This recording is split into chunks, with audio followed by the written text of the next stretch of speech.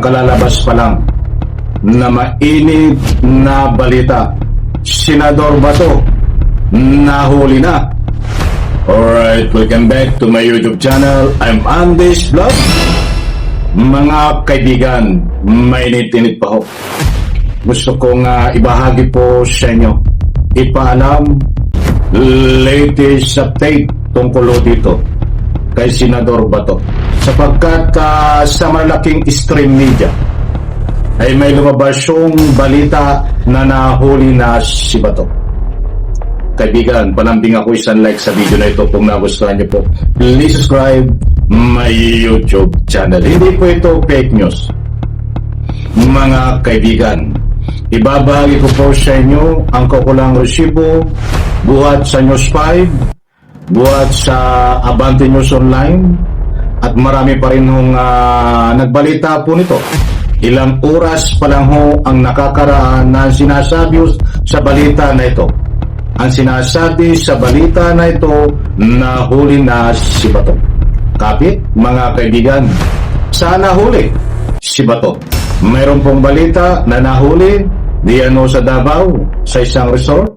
Iyon po ang latest update, mga kaibigan. Hindi po ako ang may sabi na nahuli na si Bato. Ihahatid ko lang po sa inyo, sa mga nag-aabang tungkol dito sa pagtatago ni Bato, na ngayon po ilang oras pa lang ang nakakaraan ay lumabas sa News 5 na nahuli na si Bato. Lumabas sa Abante News Online na nahuli na si Bato.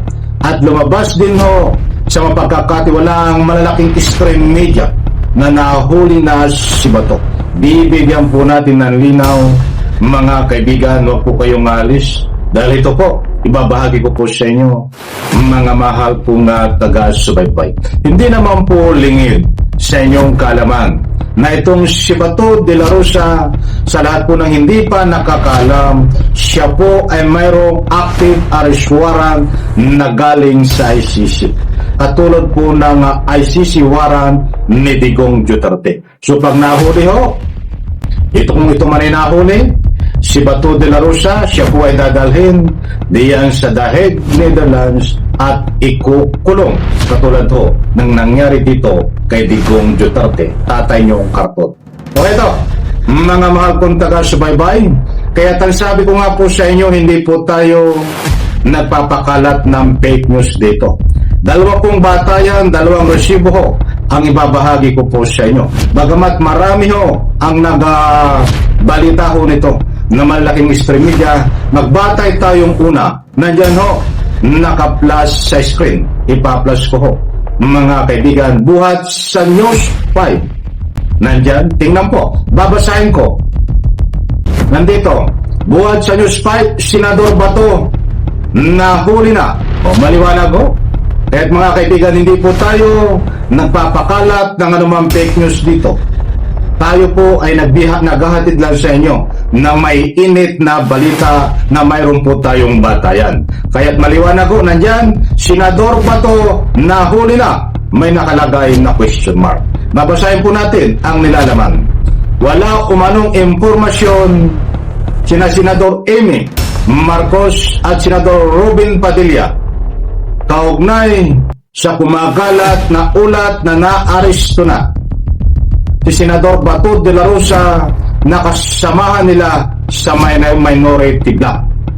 Maliwanag po, mga mahal kong taga-subaybay, bagamat sinabi po sa balita na ibinahagi ko po sa inyo na Senador Bato nahuli na, question mark, ay wala pang namang impormasyon, binibirapay pa kung may katotohanan ho ito. Itong kumakalat na nahuli na si Bato. Hindi ko po ito sariling kuro-kuro. Sa mga nagtatanong lang ho, nandyan ho ang latest update. Kaya lang binibirapay pa, mga kaibigan. Nililinaw ho natin para hindi kayo umasa at mabiktima po ng anumang fake news. Eto, wala rin umanong natatanggap na ulat ang Philippine National Police, PNP, kaugnay dito ayon kay Interior Secretary John B. Remulla. Naharap si De La Rosa sa arrest warrant ng International Criminal Court dahil sa mga crimes against humanity of murder. News update, August 4, 2026. Actually, ilang minuto pa lang ang nakakaraan dito nung kinuha kong balita na ito. Senador Marcos, Senador Padilla, wala raw impormasyon kung naaresto na si Senador De La Rosa. Buhat po yan sa News 5, mga kaibigan.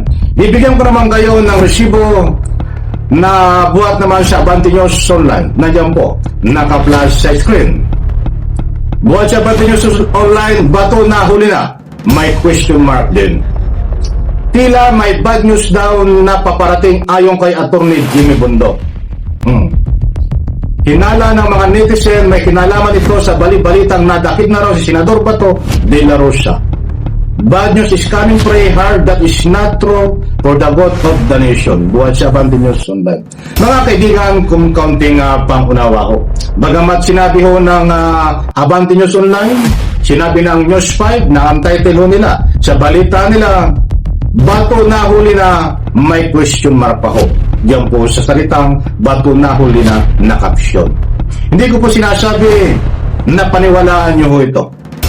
Ibinahagi ko lang po sa inyo. Hindi ko po sinasabi na paniwalaan yung nahuli na si Bato.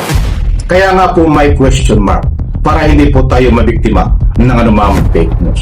Sa next vlog ko, mga mahal kong taga-subaybay, ay ihahatid ko po sa inyo ang kumpirmasyon dito sa kumakalat to sa malaking stream media, social media, na nahuli na daw po si Bato, ba't nagkakaroon pa ho ng confirmation.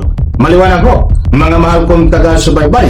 Kaya habang ginagawa ko po ang vlog na ito, wala pa rin ho akong nakita na confirmation kung talagang nahuli na si Bato.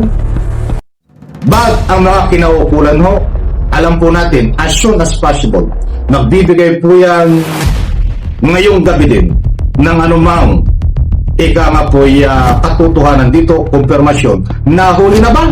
May katotohanan ba itong nahuli na ito o hindi pa? Basta't mga kaibigan, sa next vlog ko, magalit po ako sa inyo ng anumang tama na balita tungkol dito sa kumakalat na nahuli pa si Bato. But ngayon ho, muli pong inuulit para hindi ho kayo mabiktima ng fake news. Wala pang konfirmasyon ho yan. Nahuli na si Bato. Para naman maging fair tayo kasi ayaw kayo mabiktima ng anumang fake news. Abangan po sa next vlog natin.